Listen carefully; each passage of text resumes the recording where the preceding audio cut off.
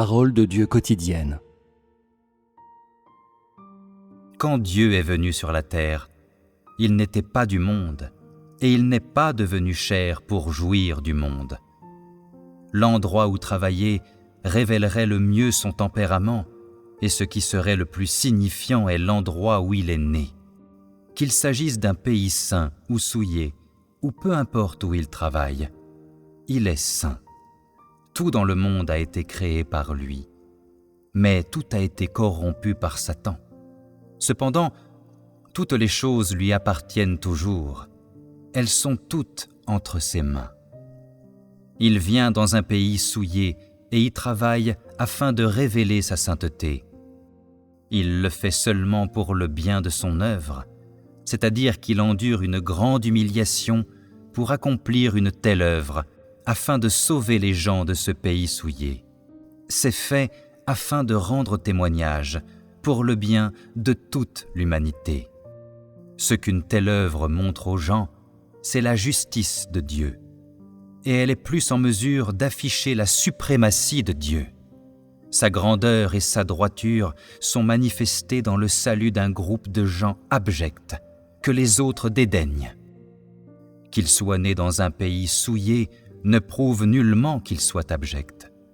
Cela permet seulement à toute la création de voir sa grandeur et son véritable amour pour l'humanité.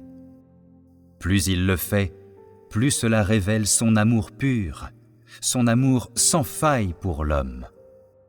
Dieu est saint et juste.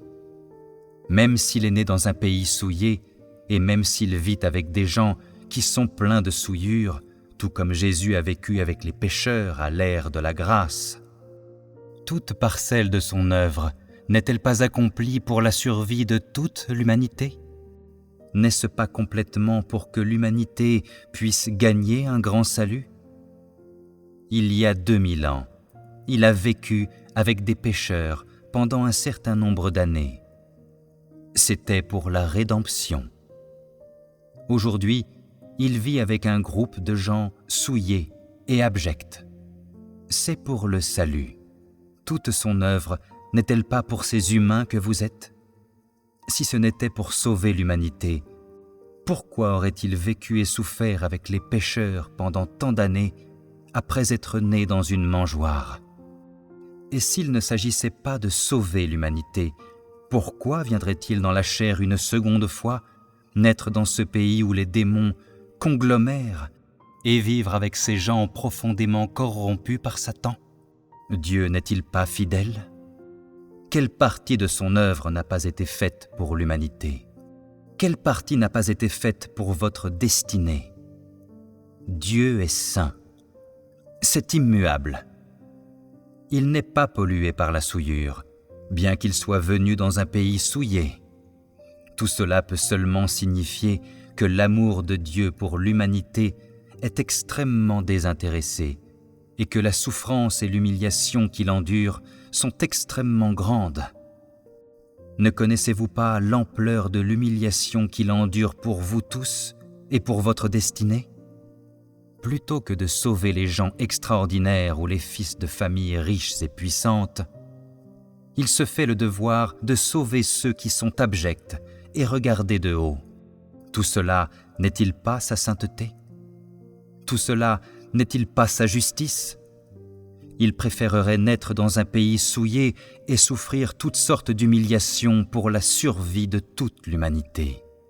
Dieu est très réel. Il ne fait aucune œuvre fausse.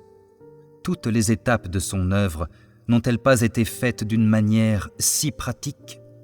Bien que tous les gens le diffament et disent qu'il s'assoit à la table avec les pécheurs, bien que tous les gens se moquent de lui et disent qu'il vit avec les fils de la souillure, qu'il vit avec les plus abjects des gens, il se donne toujours généreusement et il est toujours ainsi rejeté dans l'humanité. La souffrance qu'il endure n'est-elle pas plus grande que la vôtre ? L'œuvre qu'il accomplit n'est-elle pas supérieure au prix que vous avez payé ?